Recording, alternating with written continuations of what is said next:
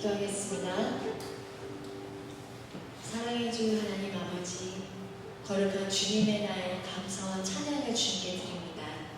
성령님 인도하신 가운데 저희를 지켜주시고 하나님의 사랑에 감사드리며 오늘 이 예배에 저희의 온 마음과 정성을 다해 주님을 예배하기를 원합니다. 예수 그리스도의 이름으로 기도드립니다. 아멘. 할렐루야. 저희 이 시간 찬양 드리는 시간 갖겠습니다. 저희 첫 찬양은 감사, 다 같이 감사한 마음으로 같이 찬양했습니다.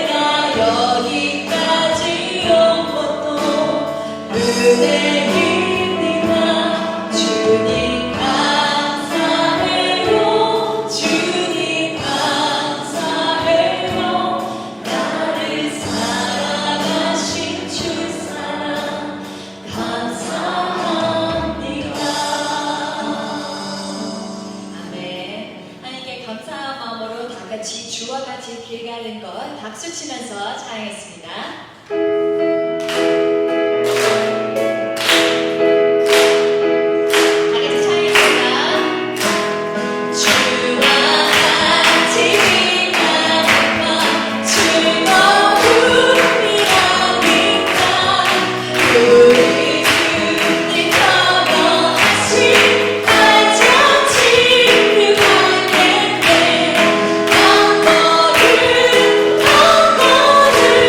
주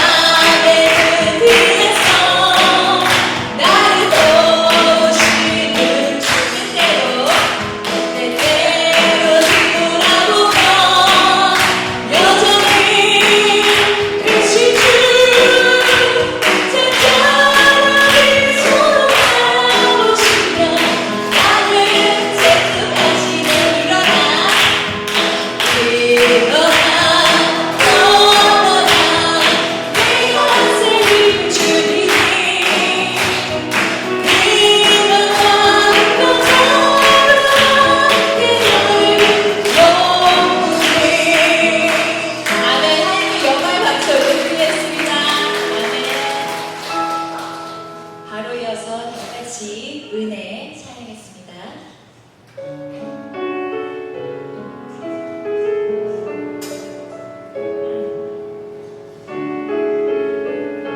고마움으로 다시 찬양했습니다. 내가 누려왔던 모든 것들이 내가 지나왔던 모든 시간이 내가 걸어왔던 모든 순간이 당연한 건 아니라 은혜였어. 아침 해가 뜨고 저녁에 노을 봄의 꽃향기와 가을의 열매 변하는 계절의 모든 순간이 당연한 건 아니라 은혜였어. 모든 것이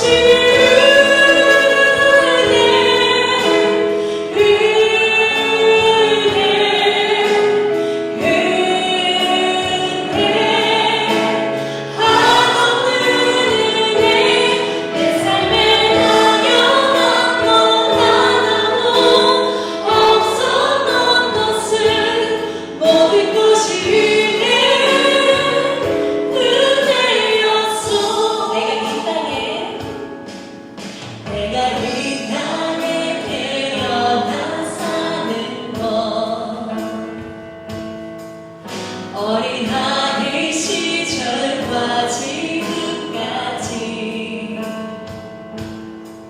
숨을 쉬며 살며 꿈을 꾸는 삶 당연한 건 아니라 은혜였어. 내가 하나님의 자녀로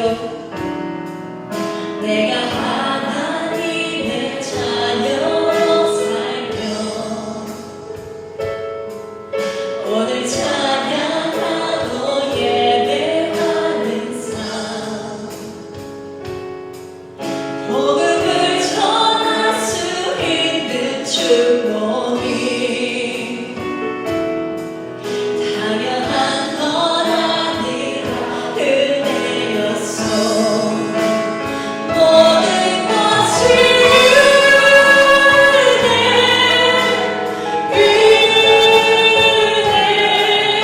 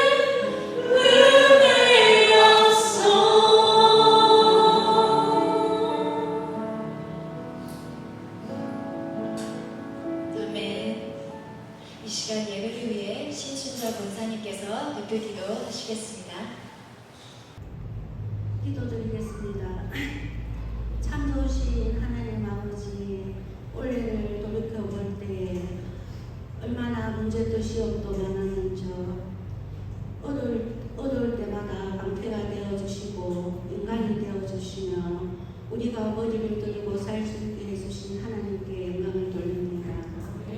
하나님을 믿는다고 고백은 하지만 정작 믿음이 필요할 때는 믿음 없는 모습으로 서 있는 우리를 용서하여 주옵소서.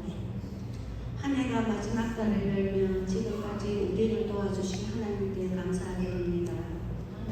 우리는 아무것도 모른 채 한 해를 시작하였는데 하나님께서는 미리 다 아시고 우리를 인도하여 주셨습니다. 이 한 해가 어떻게 살았는지 막막할 때도 있었는데 하나님께서는 은혜를 쌓아놓고 우리를 기다려 주셨습니다. 지금 12월 달 어느 한 달보다 감사가 넘치게 하여 주옵소서. 말씀을 전하시는 목사님을 통해 그 말씀이 선포될 때에 아멘으로 하답하며 믿음으로 말씀을 받게 하여 주옵소서. 말씀을 듣다가 제가 생각이 나면 회개의 마음도 허락하여 주옵소서. 늘 애쓰는 목사님과 빛도 없이 헌신하시는 무명의 사명자들에게 또 한량없는 축복을 더하여 주옵소서. 이 은혜가 우리에 대해서만 끝나지 않도록 다음 세대에는 더 힘있게 일어나는 교회가 되게 하여 주옵소서. 새가족들로 많이 보내주셔서 교회가 늘 새롭고 활기찬 푸른 교회가 되게 하여 주옵소서. 오늘도 성령님이 교회에 하신 말씀을 같이 모치 전할 수 있게 하여 주옵소서. 예수 그리스도의 이름으로 기도드립니다. 아멘. 우리 시간 함께 묵상하시겠습니다. 여호와는 나의 목자시니 내가 부족함이 없으리로다. 그가 나를 푸른 초장에 누이시며 쉴 만한 물가로 인도하시는도다. 내 영혼을 소생시키시고 자기 이름을 위하여 의의 길로 인도하시는도다. 내가 사망의 음침한 골짜기로 다닐지라도 해를 두려워하지 않을 것은 주께서 나와 함께 하시니라. 주의 지팡이와 막대기가 나를 안위하시나이다. 주께서 내 원수의 목전에서 내게 상을 베푸시고 기름으로 내 머리에 바르셨으니 내 잔이 넘치나이다. 나의 평생의 선하심과 인자하심이 정녕 나를 따르리니 내가 여호와의 집에 영원히 거하리로다. 아멘. 우리 시간 다 같이 일어나셔서 사도신경으로 신앙 고백하며 나아가겠습니다. 앞에 나와 있는 PPT 참조하셔서 한 구절 한 구절 함께 고백하며 나갑시다. 전능하사 천지를 만드신 하나님 아버지를 내가 믿사오며 그 외아들 우리 주 예수 그리스도를 믿사오니 이는 성령으로 잉태하사 동정녀 마리아에게 나시고 본디오 빌라도에게 고난을 받으사 십자가에 못 박혀 죽으시고 장사한 지 사흘 만에 죽은 자 가운데서 다시 살아나시며 하늘에 오르사 전능하신 하나님 우편에 앉아 계시다가 저리로서 산자와 죽은 자를 심판하러 오시리라. 성령을 믿사오며 거룩한 공예와 성도가 서로 교통하는 것과 죄를 사하여 주시는 것과 몸이 다시 사는 것과 영원히 사는 것을 믿사옵나이다. 아멘. 모두 접속해 주시길 바랍니다. 네, 오늘 교회 소식 함께 나누도록 하겠습니다. 오늘도 교회에 모이신 우리 성도님들을 주님의 이름으로 환영하고 축복합니다. 생명교회 주 예배 시간은 오전 11시, 목요일 예배 시간은 목요일 오후 7시 반에 들어지고 있습니다. 조금 일찍 오셔서 오늘의 말씀을 묵상해 주시고 기도로 예배를 준비해 주시길 바랍니다. 조금 일찍 오셔서 기도로 준비해 주세요. 아멘이십니까? 네. 오늘 늦은 분은 하는 말이 아니라 항상 하는 말이에요. 늦으시면 안 돼요. 또 예배 일요일로 신방이나 성경 공부가 필요하신 성도님들은 교회로 연락 주시길 바랍니다. 교회 번호는 주보 뒤편에 준비되어 있습니다. 제가 지겹도록 매주 똑같은 광고를 하는데도 여기 있는 내용을 또 물어보셔서 제가 매주 하는 거니까 이해해 주시길 바랍니다. 집중해서 들어주세요. 성도님들이 이제 이걸 안 해도 다 아시는구나 싶을 때면 제가 그만하도록 하겠습니다. 그때까지 계속 할 거예요. 자, 그리고 또 주일 예배 대표기도 순서가 매달 교회 주보에 업데이트되고 있습니다. 순서를 미리 확인해 주시고 기도로 준비해 주시길 바랍니다. 새생명교회 주보가 이제 QR코드로 변환되었습니다. 종이 주보는 사용하지 않고 핸드폰, 모바일 주보 사용하려고 합니다.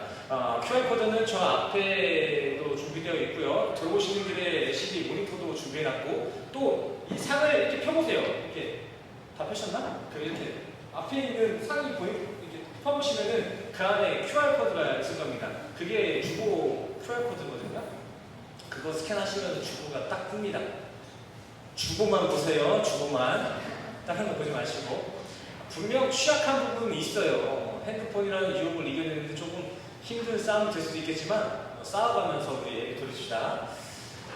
새생명교회 유튜브 채널도 있습니다. 새생명교회 유튜브 채널에서는 뭐 다른 목적이 있거나 다른 영상이 올라가는 게 아니라 그날에 드린 예배 영상이 올라가고 있습니다. 그래서 유튜브를 하시는 분들은 아시겠지만 업로드 속도가 생각보다 많이 느립니다. 편집은 예배가 끝나고 바로 되는데 올라가는 속도가 부딪히해가지고 그 당일 저녁이나 다음날 아침까지는 거의 필수적으로 올라가고 있으니까 성도님들 예배에 함께하지 못한 경우가 생길때라면 계신 곳에서 예배 드리시고 또 채널에 예배 올라오면은 그 새생명교회 예배도 함께 참여해 주시길 바랍니다.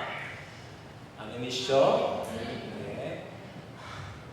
헌금 시간은 따로 순서에 없습니다. 봉헌에 감동이 있으신 분들은 본당 눈앞에 놓여진 헌금함에 봉헌해 주시길 바랍니다. 헌금을 해라 마라, 해야 되냐 해야 되지 말아야 되냐가 아니라 은혜가 되시면 하시길 바랍니다. 아멘. 주일 어린이 예배가 주일 오전 9시 30분에 드려지고 있습니다.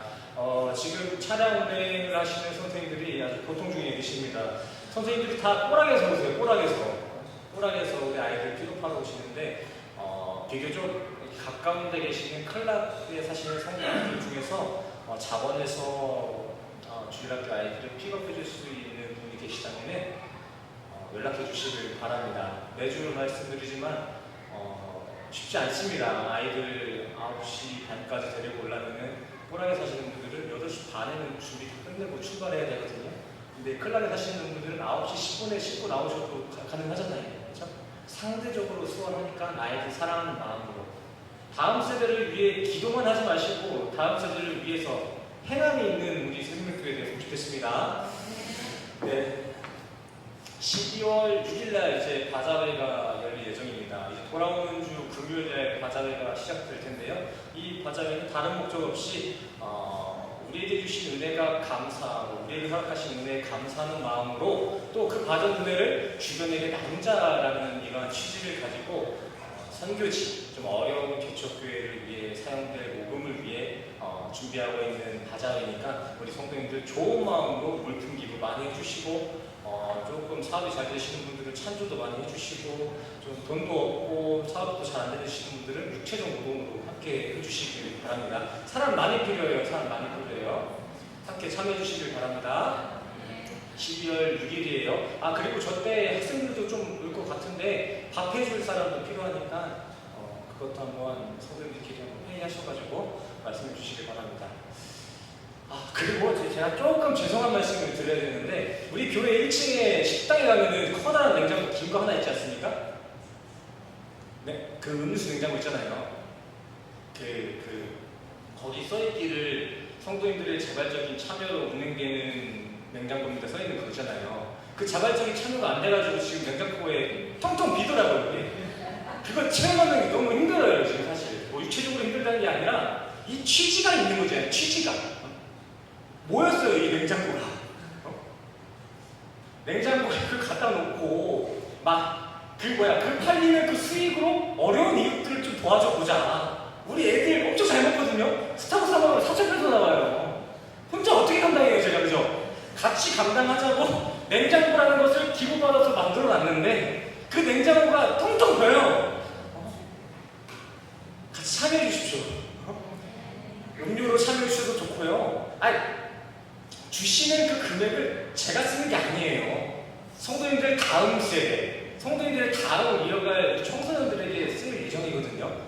아까워하지 마시고 내주시길 바랍니다. 그냥 이렇게 할까요? 음료수 종류 상관없이 한 캔에 100페소 받는 걸로. 아멘? 그렇게 비싸지 않아. 저기 스타벅스 가보세요. 탄산수 200페소입니다. 그죠? 제가 양심적으로 100페소만 받겠어요. 100페소만. 근데 잔돈은 안 드릴 거예요. 그러니까 적당히 자원하는 마음으로 그 금액은 우리 김소연 선생님이나 강천 지사님께 이렇게 주시면은 잔돈은 없으니까 그냥 드리세요. 있는 만큼 드리셨으면 좋겠어요. 우리 아이들을 위해서 쓸 겁니다. 아이들. 아멘이신가요? 부탁드릴게요. 제가 돈이 많으면 제가 하겠죠.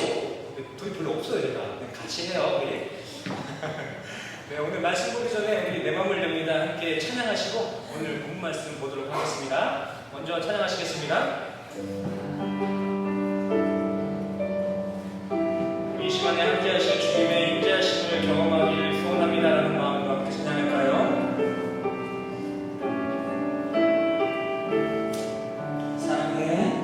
사랑해 예수님 나를 찾아오셔서 십자가로 대속하사 내 마음 두드리네. 오 사랑해 예수님 지금 내 맘을 엽니다. 내 안에 거하셔서 나의 생명. 다시 한번 생각할까요? 사랑해 예수님 사랑해 예수님 나를 찾아오셔서 십자가로 대속하사 내 마음 두드리네. 오 사랑해 예수님 지금 내 맘을 엽니다. 내 안에 거하셔서 나의 생명 되소서. 오늘 본 말씀 보도록 하겠습니다. 오늘 본 말씀은 요한계시록 14장 1절에서 5절까지 말씀 드리겠습니다. 네, 오늘 함께 교제하실 본 말씀은 요한계시록 14장 1절에서 5절까지 말씀 되겠습니다. 거기 유아씨의 소리 들리나요? 공지사님 들리세요? 안 들리시렵다. 들리세요? 이거 들리세요? 저기 여기 유아씨 들려요? 안 들려요? 소연 친구도 좀 전화 좀 켜주세요. 좀 반응이 없더라고 저기서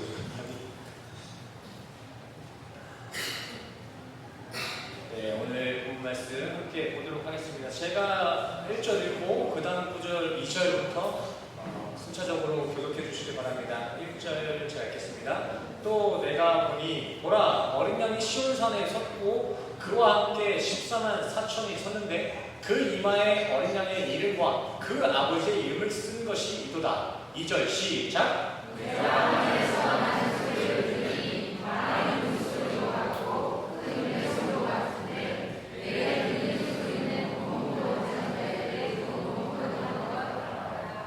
저희가 보좌와 내 생물과 장로들 앞에서 새 노래를 부르니 땅에서 구속함을 얻은 14만 4천인 밖에는 능히 이 노래를 배울 자가 없더라.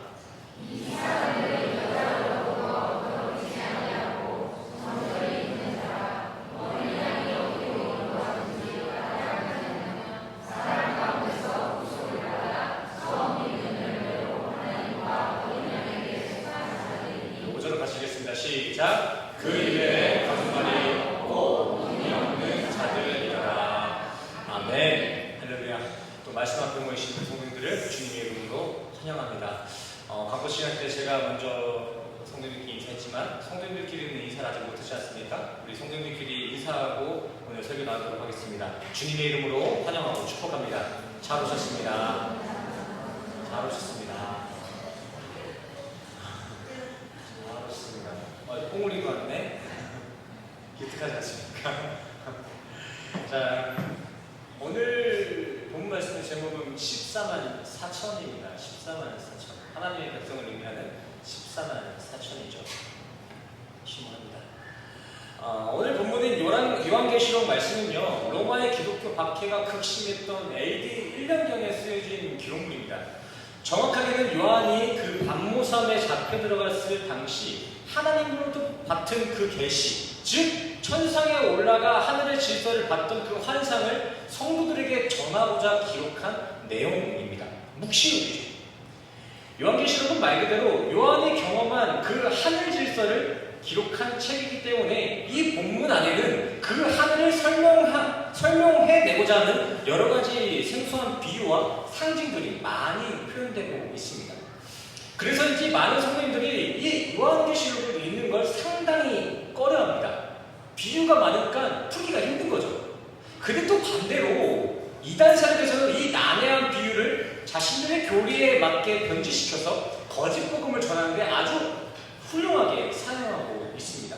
성도님들이 비유를 풀기 어려워한다는 그 맹점을 보고 자기들 마음대로 해석하는 거예요.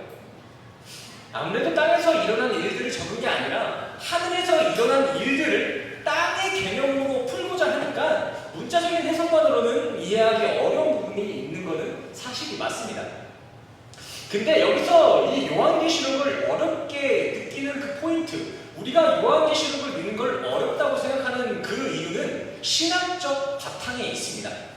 요한계시록이라는 이 기록, 책 자체가 어려운 게 아니라 요한계시록이 쓰여질 그 당시의 그 사회적 문화나 역사에 대한 바탕, 신학적인 바탕이 없기 때문에 조금 생소하게 느껴지는 것이지, 사실 이 1세기 당시 유대인들에게는 이 요한계시록이 쓰였을 당시에 유대인들에게 이 요한계시록은 그렇게 어려운 게 아니었을 것입니다. 용에 대한 비유나 바벨론 음녀와 같은 상징들은 흔하게 쓰이던 비유 내용들이었어요. 우리가 생각할 때야 용이나 짐승이나 음료 생각하는 것을 좀 어렵게 딱딱하게 생각하지만 당시 사람들은 이런 비유를 많이 사용했다는 것이죠. 계시록에 쓰이는 이러한 용의 비유나 음료에 대한 표현들은 현실에 우리가 사용하는 뭐 해자스럽다, 창렬스럽다, 뭐 이런 거랑 비슷할 거예요. 너무 옛날 건가요? 킹받네 아세요? 킹받네. 애들이 많이 쓰는데 저도 쓰고 킹받네. 뭐 이런 정도밖에 되지 않는 거예요. 1세기 당시 유대인들은 음료? 그거? 이렇게 생각했을 거라고요. 당시 음료에 대한 바벨론 음료에 대한 비유는 뭐 현실에 뭐 이완용 같은 놈, 뭐 이러한 걸로 좀 해석할 수 있겠죠. 어렵지 않았을 거예요. 그리고 또 사람들이 많이들 간과하는 것은 계시록에 나와 있는 표현들은 대부분 기존에 쓰였던 성경들에 이미 나와 있는 표현들이라는 것입니다. 우리가 어렵다고 풀지 못하고 있는 그 비유는 이미 성경 안에 풀어져 있다는 거예요. 아예 비유 설명이 그 바로 뒤에 나오는 경우가 다반사예요.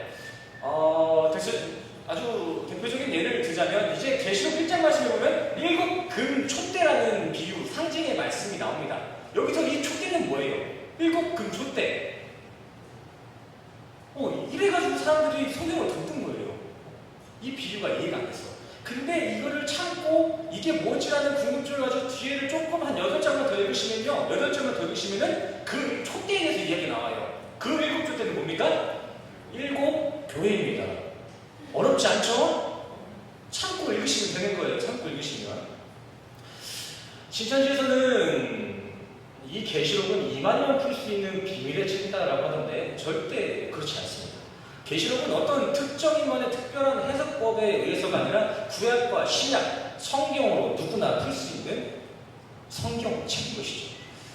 오늘 14장 말씀을 이렇게 성경으로 한번 풀어가 보도록 하겠습니다. 14장 1절 한번 읽겠습니다. 시작!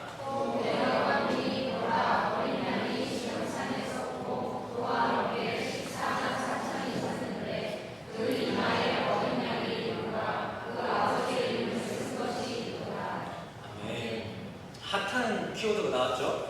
뭐죠? 14만 4천. 14만 4천이 뭘까요? 사람들은 이것만 보면은 이렇게 위험하다고 막 넘기던데 그런 거 아니에요. 하나도 안 위험해요. 하나도 어려운 거 아닙니다, 이거.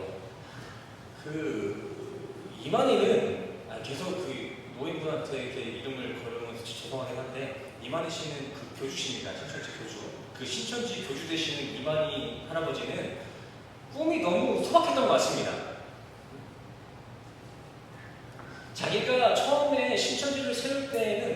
신천지에 선착순으로 14만 4천 안에 들어오는 사람만 구원받을 수 있다라는 어떤 선착순 구원 교리를 내세웠습니다.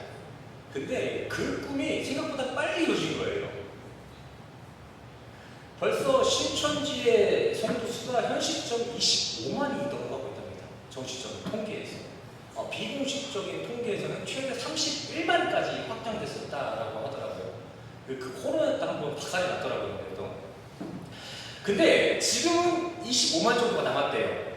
그렇다면 신천지 교리대로라면 이제 성도 그 25만 중에 이제 몇 명만 초록할 수 있는 거죠? 14만 4천만 갈 수 있고 그 나머지 20만 되는 사람들은 어떻게 해요? 지옥 가는 거죠. 그렇게 자기가 만든 기존 교리대로라면 나머지 사람들은 상당히 이유 없는 신앙생활을 할 수 있는 거겠죠. 그러다 보니까 14만이 넘어갈 때쯤부터 신천지 내부에서는 갈등이 나타나기 시작했습니다. 교리상 구원받는 사람은 14만 명 뿐인데 현 시점 성도의 수가 30만까지 넘어가고 있으니까 이제 기신자들과 새신자들 간의 어떤 분열 조짐이 일어나고 있었던 것입니다. 나도 저 취업 처음 가야 되니까요. 그죠? 그래서 이만희는요, 너무 죄송하네, 분이신데 그분이 이만희라고 할게요. 그냥 이만희는요, 실그머니 그 초기에 세웠던 신천지 교리를 바꿉니다. 내가 말했던 그 14만 4천의 수는 성도가 아니라 제사장직, 신천지 신학을 한 교사나 중직에 이른 그 14만 4천이 진짜 성도다라는 이러한 교리를 변형시키고 있더라고요. 물론 그래서는 안 되겠지만 설령 또 나중에 신천지 내에 중직이 14만이 또 넘어가게 되면은 이만희는 또 다른 교리의 변형을 만들어내겠죠. 조금 설명이 어려울 수 있는데 그쵸? 뻥이라는 거예요. 뻥입니다. 이렇게 쌓이는 종교들은 하나같이 그 교리가 옹졸하고 줏대가 없습니다. 성경에서 말하고 있는 14만 4천은 그런 게 아닙니다. 성경이 전하고자 하는 14만 4천은요, 계시록 7장 말씀에 이미 나와 있듯이 본래 12지파의 각 백성 1만 2천을 의미하고 있는 수이고요. 당시 이 10이라는 숫자는 완전수를 의미하는 수로서 완성된 백성과 아들을 의미하는 것이 12입니다. 그래서 이스라엘의 지파도 12지파고 예수님의 제자도 12이겠죠. 왜요? 12은 완전을 의미하고 백성과 아들을 의미하니까요. 어렵지 않으시죠? 14만 4천은 선착순 구원론의 근거가 아니라 완전수인 12의 12를 곱해 당시 무한함, 광활함을 의미하는 그 천을 수식해서 광활하신 하나님에 의해 완전해진 백성들, 완전하신 하나님의 완전한 아들들을 상징하는 것이 14만 4천이었습니다. 알레고리틱하게 볼 수도 있겠지만 이게 맞습니다. 선착순 교리보다 낫지 않습니까 이게? 아멘이죠? 또 계시록 7장 9절 말씀에서는 이 14만 4천을 흰옷 입은 큰 무리로도 보고 있는데 성경은 이때 이 흰옷 입은 이들을 어린 양의 피, 흠도 없고 점도 없는 예수 그리스도의 보혈의 대속으로 정결하게 된 구원받은 백성이다라고 직접적으로 지금 설명해주고 있습니다. 성경이 해석해주고 있는 거죠. 성도님들 300하면 뭐가 가장 먼저 생각나시나요? 제가 미리 보여드려가지고 이게 생각나실 수도 있겠지만 저희는 보통 300하면은 그 페르시아 전쟁에 용감하게 싸웠던 300 용사들 기억나지 않습니까? 영화 300? 아니에요? 맞잖아요. 300하면은 보통 그 영화 생각하지 않습니까? 근육 빵빵한 그분들. 이런 거 안 통하면 다른 걸로 하면 제가 죽도했어요. 항상 첫 술에 배가 부를 수 없더라고요. 그러니까. 자, 그럼 예전에 삐삐 쓰시던 분들 0404 뭐 영원히 사랑해 1717 뭐 일찍 오세요 이런 건 아시죠? 어이구 삐삐 안 쓰셨어요? 제가 알기로는 다 쓰신 걸로 알고 있는데 쓰지 않았어요? 아니 쓰셨잖아요. 그쵸? 얘들아 그 조선시대 때 어른들은 저런 거 쓰셨어요. 너는 모르겠지? 아시잖아요. 원래 0303 영원한 사랑 이런 거 바로 오셨잖아요. 이와 같이 당시 유대인들도 딱 이 14만 4천이라는 숫자를 들었을 때면 하나님의 아들과 백성들의 이미지를 떠올릴 수가 있었다라는 것입니다. 아멘이십니까? 그런 개념은 똑같다라는 게 아니에요. 그때 삐삐가 있었다는 거 아니고요. 이렇게 그냥 생각해 주시면 좋을 것 같아요. 자, 그럼 이제 본문에선 그렇게 완전하신 하나님에 의해 천국 백성 된 이들 14만 4천이 누구와 어디에 서 있다라고 나와 있습니까? 14만 4천이 누구랑 같이 있어요? 어린 양과 어디서? 시온산에 서 있다라고 나와 있습니다. 여기서 어린 양은 좀 전에 예수 그리스도라고 말씀드렸죠. 그리고 시온산은 무엇을 의미합니까? 시온산. 14만 4천이 그 어린 양이신 예수와 함께 있는데 그분이 시온산에 있더라. 그 시온산은 무엇을 의미합니까? 시온산은 신인산이라는 그 산과 성경에 자주 나오는 탑2의 산으로 잘 알려져 있는데 이 둘은 모두 하나님의 임재를 상징하면서도 두 산의 역할은 분명히 갈라지고 있습니다. 어떻게 보면 대조되고 있어요. 시온산의 역할과 신인산의 역할은 분명히 대조되고 있습니다. 먼저 신해산은 잘 아시다시피 모세가 율법을 받아온 산입니다. 그렇죠? 네. 하나님에 대한 순종과 영광 그리고 언약을 상징하는 것이 모세가 올라갔던 신의 산입니다. 그냥 산이 아니라 어떤 의미를 가지고 있는 거예요. 또 이와 반대로 시온산은요, 아브라함이 이삭을 바치렸던 모리아산과 같은 그 예루살렘 지역에 있는 같은 산으로서 종말론적 구원과 은혜를 의미하고 또 최후 승리를 의미하는 산이 바로 시온산입니다. 아멘이십니까?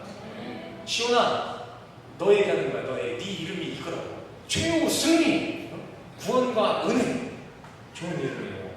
자, 말씀을 정리해보자면 요한이 하나님의 계시를 입어서 그 하나님의 계시를 한번 경험해보니까 그곳에는 예수님의 피로 하나님의 백성된 백성들이 어린 양이신 예수와 함께 은혜의 자리, 최후 승리의 자리에 서 있었다라는 것입니다. 아멘. 네. 그리고 요한은 그 천국 백성들의 모습을 설명하는데 추가로 이렇게 이야기합니다. 1절과 3절입니다. 같이 읽겠습니다. 시작.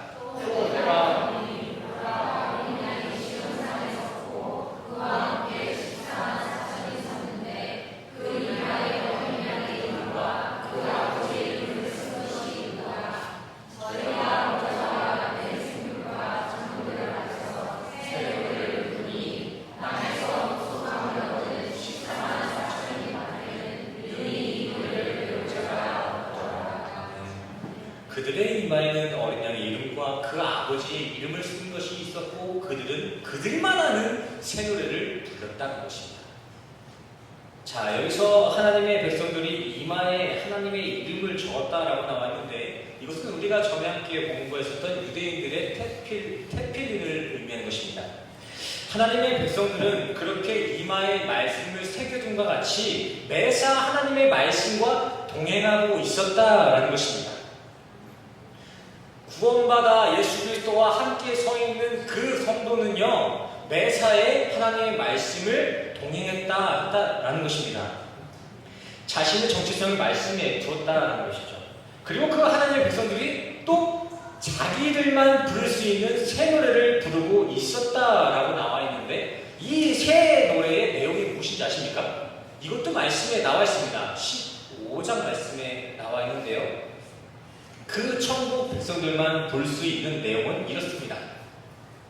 모세의 노래, 어린 양의 노래, 그의 거룩하심과 그의 영화로움을 찬양하는 노래. 요한은 마지막 그날 예수의 피로 속량받아 구원받은 천국 백성들을 봤습니다. 근데 그때 요한이 봤던 그 천국 백성들은 이렇게 하나님 말씀을 매사에 청중하고 있었으며 하나님의 의로우심과 거룩하심을 찬양하고 있었다라는 것이죠. 놀랍지 않습니까? 나중에 천국 가면은 그 사람들 뭐하고 있으니까? 어떤 사람이 천국 갈 수 있을까라는 그 질문에 해답인 것입니다. 천국에 가서 뭐 대단한 재밌는 거 하고 있는 거 아닙니다. 천국에 간 성도들은요, 하나님을 찬양하고 있을 거예요. 반대로 하나님을 찬양하는 인생을 산 사람들만 그곳에서도 찬양할 수 있다라는 것이 될 수 있겠죠. 안 믿으십니까? 네. 자, 심판 앞에서도 노래할 수 있다는 것은 무엇을 의미할까요? 심판이란 무엇입니까? 죽음. 죽음 앞에서도 노래를 찬양할 수 있다는 건 무엇을 의미할까요? 예수로 속량받은 성도는 그 죽음이라는 심판대를 통해 구원받을 확신과 기대가 있기 때문에 그 구원받은 성도들은 그 구원받은 성도들만 심판대 앞에서 기쁨의 노래를 부를 수 있다라는 것입니다. 심판이 있고 나서 우리는 더 좋은 곳으로 가기 때문에 그 천국 갈 사람들만 이 새 노래를 부를 수 있다는 거예요. 자, 시험으로 한번 비교해 보겠습니다.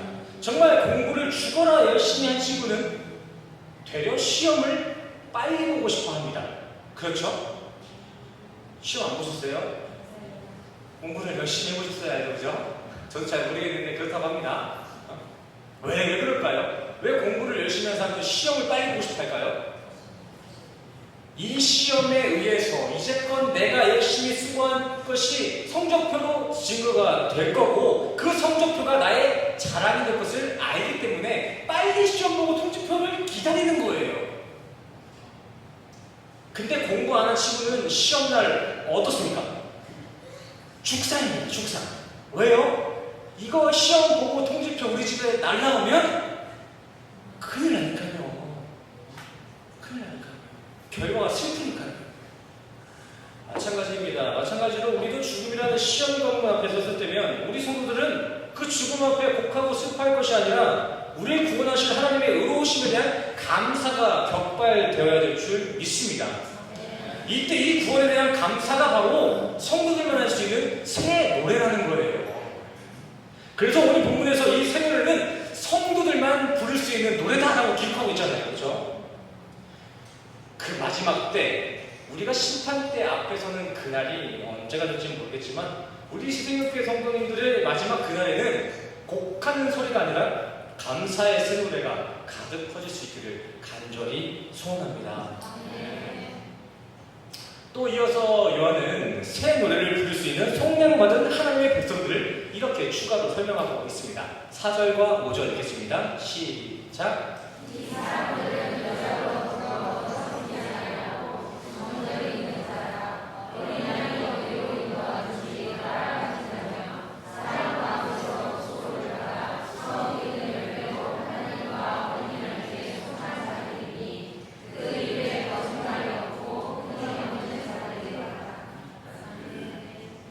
천국에서 구원받아 새 노래를 부르고 있는 사람들의 모습을 보니까 이러했다라는 거예요. 많지 않은 케이스이긴 하지만 후크마 주성이나 또 예사랑 연구회 같은 몇몇 군대에서는 이 말씀을 독신주의와 금욕주의 차원으로 해석한 부분도 있더라고요. 14장 저 4절 말씀에 나온 정절과 순결함을 그저 문자적으로만 해석한 오류의 대표적인 예인 것이죠. 하지만 오늘 본문의 요한이 그 묵시 가운데 하늘에 올라가서 봤던 그 목 또한 하나님 백성들의 특징인 성도의 순결함과 정결함은 육체적 금욕을 의미한 것이 아니라 영적 순결을 의미했다는 것입니다. 애초에 4절 말씀에 나와 있는 그 순결을 지켜야 할 그 여자부터가 육체적 인간을 이야기하는 것이 아닙니다. 천국 백성들이 가지고 있었던 그 순결함의 대상, 어떻게 순결함이 됐는지 그 대상이 여자가 아니었다는 거예요. 여성이 아니었다는 것입니다. 단순히 여자 만나지 말라는 게 아니에요. 그럼 여자들은 다 순결했겠습니까? 여기서 영적 순결함을 위해 피해야 할 그 여자는 참 남편이신 하나님을 등에 지고 그저 세상의 권세와 향락에 빠진 음녀 바벨론을 의미하고 있는 것입니다. 우리가 경계해야 될 것은 이거예요. 4절 말씀은 결혼해서는 안 된다는 것이 아니라 마지막 그날 심판대 앞에선 구원받은 성도들은 그렇게 하나님이 아닌 세상 것들을 사모하는데 마음을 뺏겨선 안 된다. 그러한 순결함이 있어야 된다라고 지금 이야기하고 있는 것이죠. 히브리서 13장 4절 말씀을 보시면요, 되려 성경은 그 혼인을 귀하게 여기고 있습니다. 장려하고 있습니다. 허나 성도에게 오직 하나님만 바라보는 영적 순결이 있어야 된다는 거예요. 또 오늘 본문에서도 그 순결을 설명하기를 어린 양이 어디로 인도하든지 따라가는 자다라고 이야기하고 있습니다. 저 하늘에 내가 한번 가보니까 거기에 천국 백성으로 들어온 사람들 보니까 그 사람들은 어린 양, 예수님이 인도하는 대로 따라 살았던 순결한 성도였습니다 라고 이야기하고 있는 것입니다. 아멘이 되시나요? 근데 여기서 복병이죠, 복병. 근데 우리가 따라가야 될 그 어린 양, 우리를 인도하시는 그 어린 양은요, 결코 풀많은 초원만을 가지 않으십니다. 우리가 따라가야 될 그 어린 양은 가끔 순탄한 길만을 지향하지 않고 가시밭길을 걸어갈 때가 있다라는 거예요. 우리는 어린 양 예수를 따라가야 되는데 그 예수는 과연 순탄한 길만을 걷지 않으셨다는 거예요. 근데 그러할 때도 그 어린 양의 인도하심을 믿고 따라가는 것이 순결한 성도, 14만 4천의 성도라는 것입니다.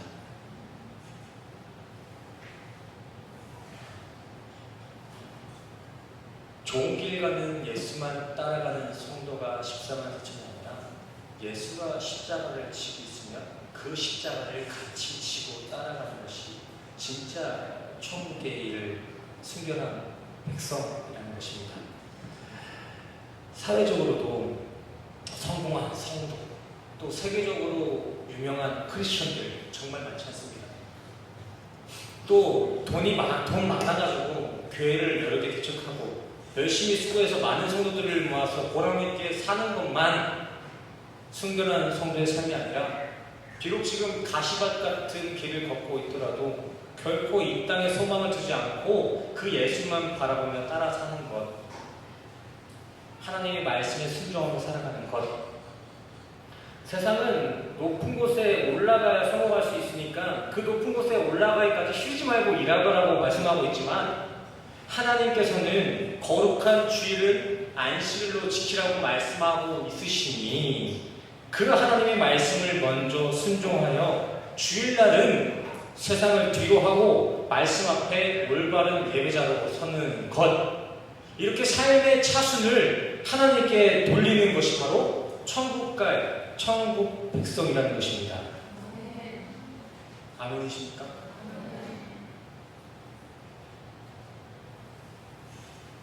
우리 또 헌금은 왜 합니까? 우리 교회 오시면 다들 헌금하지 않습니까? 헌금은 왜 하세요? 뭐 헌금 낸다고 밥을 먹여줍니까? 뭘 해줍니까? 죄송해요, 밥 주네요. 밥 주네요. 밥 되게 맛있죠? 되게 맛있죠? 근데 밥 먹으려고 헌금하는 건 아니잖아요. 그죠? 물론 성도님들이 밥값도 헌금을 안 하시면은 앞으로 밥 못 먹어요. 이건 맞는 말이죠. 근데 그것 때문에, 교회 세원 때문에 우리가 헌금하는 건 아니잖아요. 목적이 그게 아니잖아요, 우리 헌금은. 그쵸? 그게 목적이었어요? 그런 개념들을 넘어서 우리 헌금을 왜 하냐고요. 응?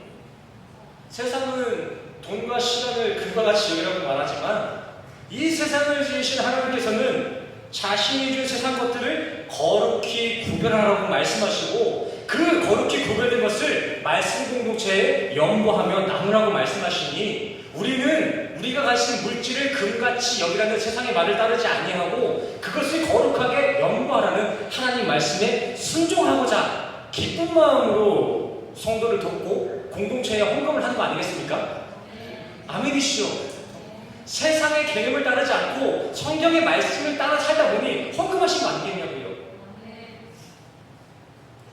이렇게 세상에 살고 있지만 세상의 기준과 가치를 따라 살지 않고 하나님의 말씀대로 따라 사는 삶이 바로 심판대 앞에서 새 노래를 부를 수 있는 성도의 삶이다라는 것입니다. 또 이와 정반대로 그저 이 세상 향락에만 기뻐 노래하는 이들은 바로 영적 순결함을 더럽히는 음력 바벨론의 인생이 되는 것입니다. 성도님들, 우리 각자의 주어진 이 인생을 그저 세상이 이끌어가는 대로 끌려가지만 않았으면 좋겠습니다. 진짜 내가 이 인생 가운데 무엇을 기뻐하고 무엇을 바라보며 살아야 할지를 진지하게 고민해 볼 수 있는 어떤 영적 분별력이 있었으면 좋겠어요. 세상이 이끄는 대로 내가 태어난 그 인간의 본성대로 살다간 죽습니다. 그냥 죽는 게 아니라 영원히 죽어요. 세상이 지향하고 있는 그 모토대로 살아가다가는 우리 영원히 죽는다고요. 말씀으로 거듭나지 아니하고 말씀 없이 우리 육체의 본성대로만 살다가는 우리 영원히 죽는다고요. 오늘 말씀을 정리해 보도록 하겠습니다. 오늘 본문을 당시 시대상에 적용하여 해석해 보자면 이렇게 정리가 됩니다. 사랑하는 크리스찬 성도님들, 지금은 비록 당신들이 예수를 믿는다는 이유 하나만으로 로마의 살인적인 그 박해를 받으며 매일 지는 모습으로 극심한 고난 속에 살고 있겠지만 하나님께서는 그렇게 삶으로 십자가 복음을 지켜낸 성도님들의 순결함을 주목하고 계십니다. 하나님께서는 그렇게 매일의 고난 속에서도 하나님의 말씀을 청중하며 하나님의 의로우심과 거룩하심을 수호하는 우리 성도님들을 최후 승리의 자리에서 승리의 멸류관을 들고 계시니 조금만 힘을 내십시오.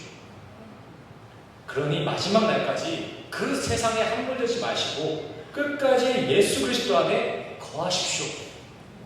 그리하면 마지막 그날 하나님께서는 당신의 그 아팠던 추억들과 고통의 눈물까지 모두 다 닦아주실 것입니다. 그리고 마지막 그날 하나님께서는 당신의 부족한 부분들까지도 그리스도로 말미암아 흠없는 자로서 완전히 속량해 주실 것입니다. 아멘. 저도 오늘 말씀을 빌려서 우리 성도님들께도 신앙적인 어떤 응원의 메시지를 보내고 싶습니다. 성도님들, 세상에서 사회를 살아가면서 성도로 살아간다는 것은 결코 만만치 않은 일입니다. 하지만 그렇게 만만치 않은 성도의 삶을 지키는 그 성도들의 순결한 신앙은요, 결코 헛되지 않습니다. 우리가 세상에서 손에 봐가면서 성도의 정체성을 지키며 살아가는 것은 손해가 아니에요. 손해가. 우리가 그 하나님 앞에 나아갔을 때 이런 성도로서의 세상의 손해는 우리의 간증이 될 줄 믿습니다. 우리 이 소망을 붙들고 이제 우리에게 남겨진 남은 여생만큼은 썩어질 것들을 좀 위해서 사는 것이 아니라 나를 지으신 영원하신 하나님을 위해 살 수 있는 우리가 되기를 간절히 소원합니다. 세상의 목소리에 좌지우지하는 음녀의 인생이 아닌 하나님의 말씀에 먼저 승복하며 살아가는 그 14만 4천의 성도가 우리 새생명교회 성도가 될 줄을 간절히 소원합니다. 아멘. 우리 옆 사람과 인사했으면 좋겠습니다. 썩어질 것에 기뻐하며 노래하지 마시고 영원한 것을 바라보며 새 노래로 찬양합시다.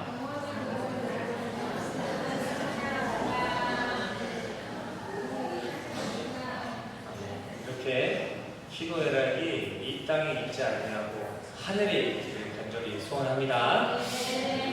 우리 이 시간 설교는 여기서 마치고 우리 함께 찬양하며 기도하는 시간을 가지려고 하는데요. 말씀 앞에서라는 찬양을 할 건데 조금 생소하실 찬양일 수도 있어요. 근데 우리 함께 기도하는 마음으로 가사를 묵상하면서 함께 찬양하며 기도로 나아가셨으면 좋겠습니다. 말씀 앞에서 함께 찬양하시고 기도합시다.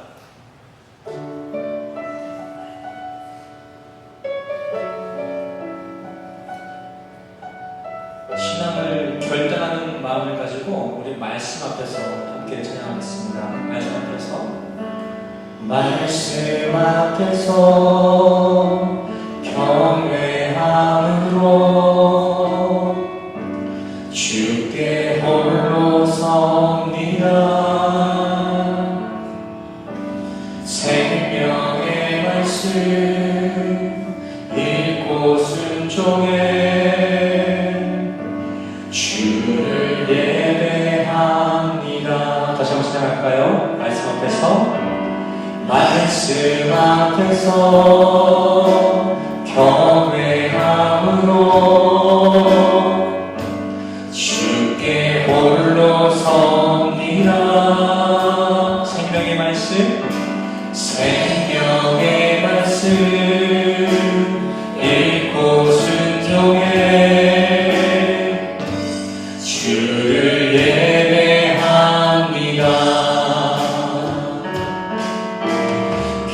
기록된 말씀 힘이 있어서 진리로 우리 거룩해 하며 거룩한 말씀 세세 영원히 복음이 되어 말씀하시네. 하나님 말씀에 두려워 떠는 자,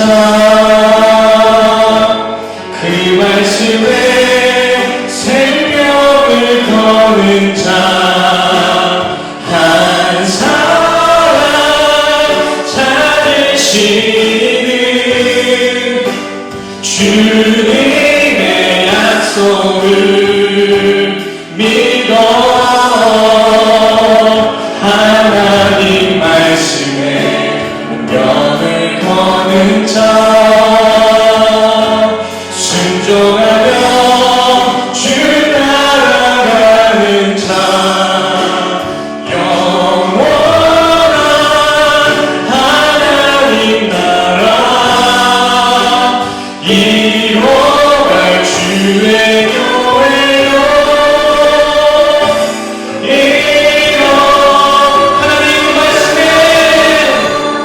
하나님 말씀에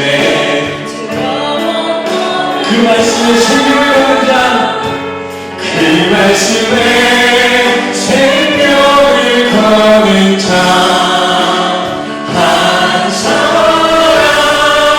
찾으시는 주님의 약속을 믿어 하나님 말씀에 운명을 거는 자,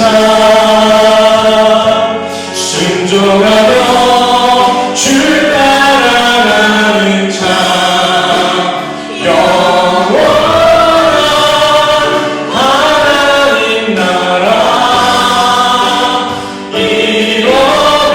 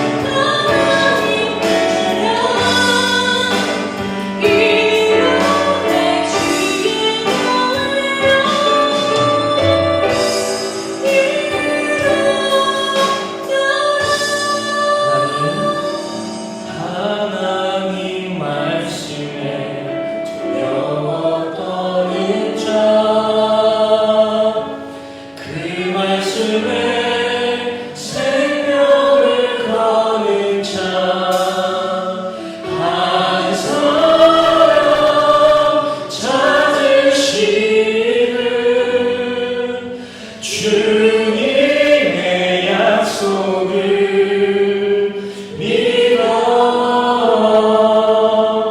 하나님 말씀에 운명을 거는 자 순종하며 주 따라가는 자 영원한 하나님 나라 이뤄갈 주의 교회여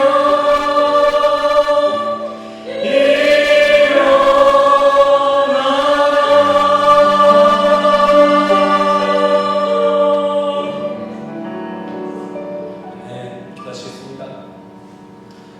우리를 죽기까지 사랑하신 하나님 아버지, 본래 우리 인간들의 인생은 죽어 마땅할 모두가 바벨론 음녀와 같았지만 주님께서는 그 사랑으로, 당신의 사랑으로 우리를 14만 4천 순결한 성도로 다시 세워주셨음을 믿고 감사를 드립니다.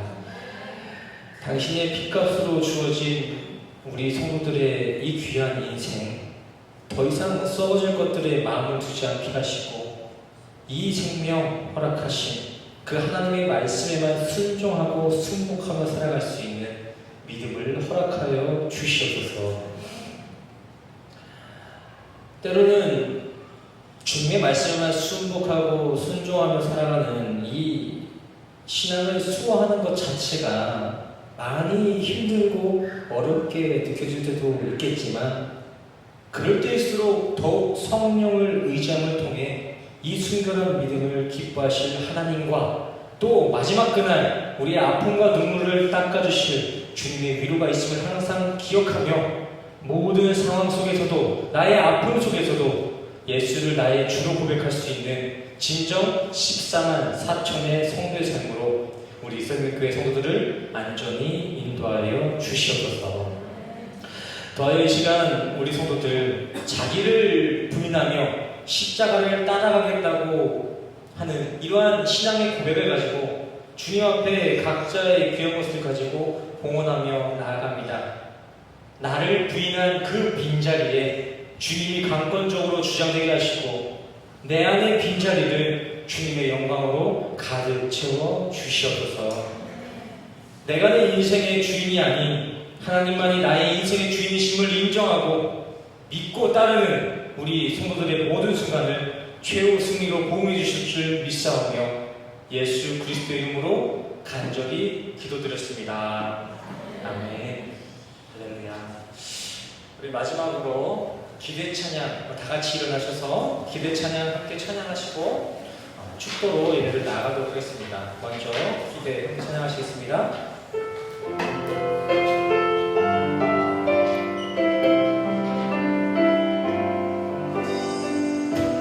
주 안에 우리 하나 모습은 달라도 예수님 한 분만 바라네. 사랑과 선행으로 서로를 격려해 따스함으로 공응하리.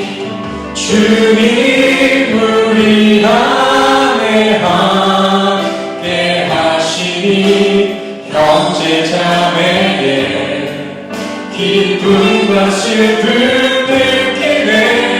내 안에 있는 주님 모습 보네. 그분 기뻐하시네. 아멘. 주님 우리를 통하여서 주님 우리를 통해 계획하시니 부족한 입술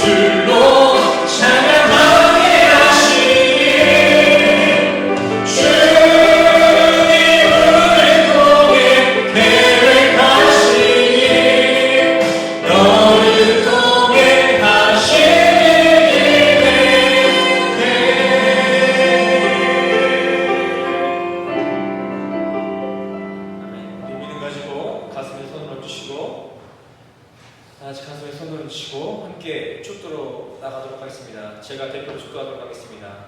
축도하시겠습니다. 지금은 우리 주 예수 그리스도의 은혜와 십자가로 확증하신 주의 사랑과 하나님의 영이신 성령님의 교통하심이 오늘 이 시간 육의 정욕대로 육의 본성대로 살지 아니하고 14만 4천 주님을 바라보며 살아가기를 소원하는 우리 모든 성도님들의 머리머리 위에 지금으로부터 영원까지 함께 하시기를 간절히 축원합니다.